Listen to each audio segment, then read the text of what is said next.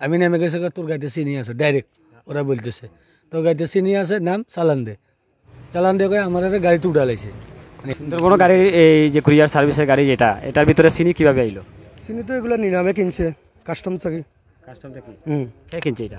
Party আছে মালিক যে সুন্দরবনের উনি ওরা নোয়া মাইরা দিতে গেছে, আমরা হয়েছে খাদাংশি রোড কোনটা, আমরা হয়েছে ওটা বাদে পরবর্তীতে আমরা দেখছি যে কজন লোক আইরা বাদে অন্য দল হয়েছেন যে বাজানের বল খেলার মাঠের সামনে দলাও বাদে যে আমরা শুনছি যে চিনি আটক হয়েছে মোলা অবৈধ চিনি, বাদে শুনছি যে তারা বৈধ চিনি আছে লাইসেন্স পেছে সব কিছু তারা আছে। বাদে বর্তমানে গাড়ি ও জায়গায় টানো হয়েছে, টানা আর একটা গাড়ি ধরা পড়ছে চিনিলিয়া রানিং অবস্থা যাওয়ার হতে ডিআই গাড়ি, এটা বর্তমানে টানা টাঙ্গা রানি হয়েছে বর্তমানে গাড়ি। আমি গতকালকে 10টার সময় তামাবিল বিজিবি ক্যাম্প থাকি খোলা নিলামে 682 বস্তা মাল আমি নিলাম কিভাবে আমি কিতা করছি সর্বোচ্চ নিলাম যেটা আমি মোহাম্মদ সালেহ আহমদ। এই মালটা আমি মানে তার কাছে ক্রয় করছি। ক্রয় করার পরে আমি ওই বর্তমান ওই যে জনতাপুর সোনালী ব্যাংকে সরকারের কোর্ট এবং বের যে তারা যে টাকাগুলো ব্যাংকে দেওয়ার এই টাকাটা আমি পরিশোধ করছি। পরিশোধ করার বাদে আমার বিজিবি যে ওই নাইট সুবেদার উনি কইলা স্যার যে মালটা তো মসজিদে করে রাখা, তো মালটা আপনি যেটা সম্ভব কালকে বেতে নিয়ে যাবে। আমি বললাম স্যার কালকে তো শুক্রবার মালটা নেওয়া যেত না, তিনি বলি কালকে জুম্মা নমাইব হয়তো ভাই মসজিদে আপনি মালটা নিয়ে যাবে।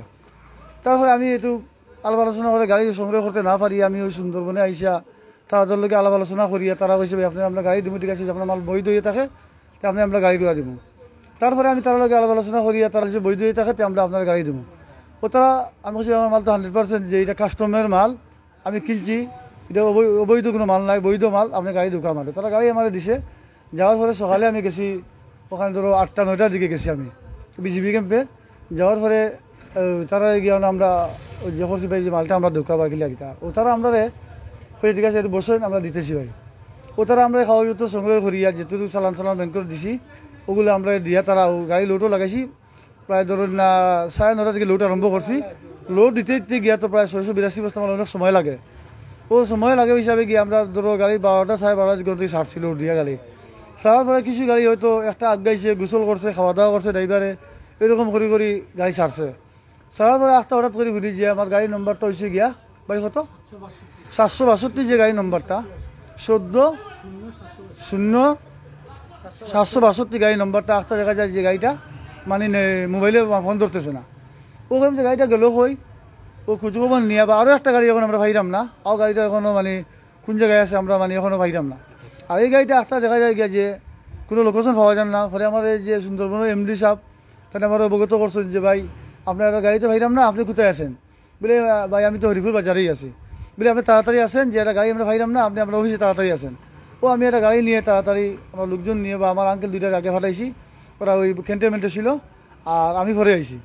আবার পরে ঢুকলাম, ঢুকার পরে দেখা যায় কি এখানে এই অবস্থান যে ভাই যে একটা গাড়ি এখানে ঢুকাইয়া আর ওই যে থাকি এখানে খবর পাইলাম আর কি সংবাদ পাইছি আমি যে আসফান্দির যে টুলটা ভালো ইয়া বাঙ্গাত গেইলে 2টা এই এস পিকআপ নাকি এটা ওই নোয়া গাড়ি, একটা হাইলেস একটা নোয়া, ওরা 2টায় ওই গাড়িটার ব্যারিকেড দিয়া আমার ড্রাইভারদের লামাইয়া মাইরদর করিয়া চাকু চুকু দেখাই বিভিন্ন ভয়ঙ্কর জিনিস দেখাইয়া লামাইয়া গাড়িতে উঠে এনেছে।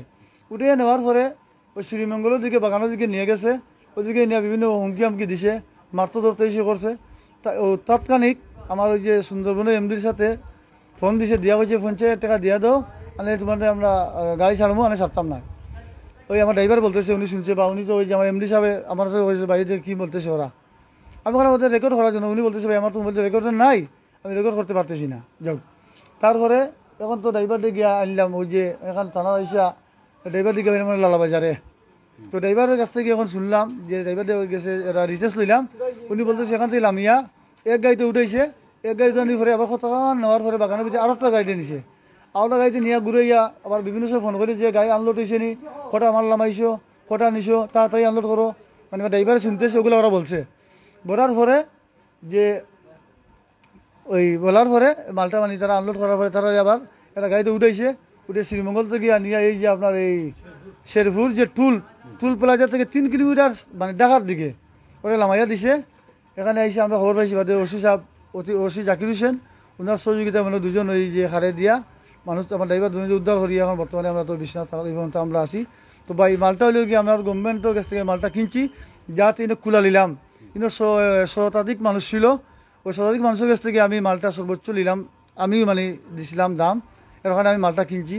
বা সবসময় আমি মানে ওই যে অকশনের কাজে আমি মানে নিয়োজিত, ওইটাও আমি মানে আমার ব্যবসা হিসাবে গিয়ে আমি প্রশাসনের কাছে দৃষ্টি আকর্ষণ করি ওইটাও, যাতে আমরা তো ভাই সরকারের গভর্নমেন্টের মালও আমরা কিনি, আমাদেরকে যেহেতু সহযোগিতা করার বা আমাদের রাস্তাঘাটে যাতে এইরকম মানে বিশৃঙ্খলা না ঘটে, যারা মুক্তিপণ দাবি করে, যারা সন্ত্রাসী যারা আছে, যারা কীভাবে দমন করা যায়, ও প্রচেষ্টা কথা আমাদেরকে সহযোগিতা কথা।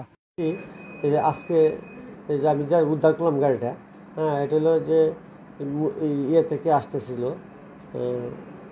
এই মৌলভীবাজার থেকে কারণ এই গোয়াইনঘাট থেকে আসতেছিল। তারা এই ইয়েতে এই গোয়াইনঘাট থেকে রওনা করে রংপুর যাবে বলে আমাকে বলছে।